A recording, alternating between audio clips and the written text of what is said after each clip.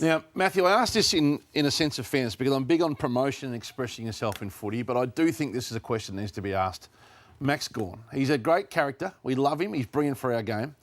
But he turned up at training looking like this. And I just wanted to ask you, as a great captain and a leader, do you need to think about how you look and present yourself differently as captain? Or is this something that his players would just rally around and get behind and be fine with? Before I answer, I want you to answer first, Hutchy, because I've got my thoughts, but you're strongest on this, so I want to hear you. Yeah, I'm probably a little inconsistent to my general beliefs in life by saying I just think when you're 17th on the ladder and you're a first-time captain and you're trying to grow into new considered shoes, whether it's just necessary to do, I don't have a wild problem with it. But what do you think of the Essendon captain's hair? Well, I think the optics are important if you're going to lead the team.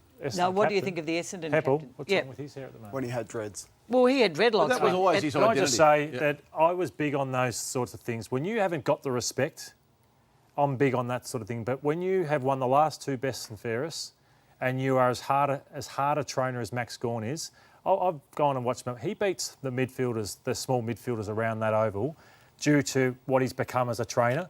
So, to me, he's got, whether his hair was purple, blue, white like it is, I think he has earned the right to do what he needs to because he turns up better than any other player at Melbourne and performs. Now, the modern era is much more about empathy and connection, and I think Simon Goodwin would have had a laugh about it, and the junior players probably would have been fine with it. But I just want to ask a question. I mean, you sound like a blazer wearer in the long room.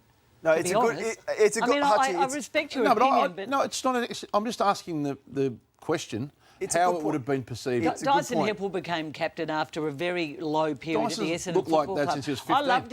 I loved his dreadlocks. It was him. It was part of him. Max Gawn's always been a bit different. The answer is it's the modern footballer, and the coach has to know his players. You watch the Michael Jordan documentary and we bang on about it, but Phil Jackson with Dennis Rodman, he knew what made him tick. If Simon Goodwin knows what that makes Max Gawn tick, then you do it. I wouldn't have done it. Joel Sell wouldn't do it. Trent Cotchin wouldn't do it. But and Matthew wouldn't have done it. I wouldn't, but that's what I'm saying. In the past, Kane, I used to scoff at players that I've been involved with man buns. But if they turn up and perform every week, you let them do what they want. The way Brodie Grundy does. If Connor Rozee turned up with that hairdo, Hutchy, I'd go, you know what, Connor, you haven't earned the right to do that. But I think Max Gawn has earned the right to do what he wants to do.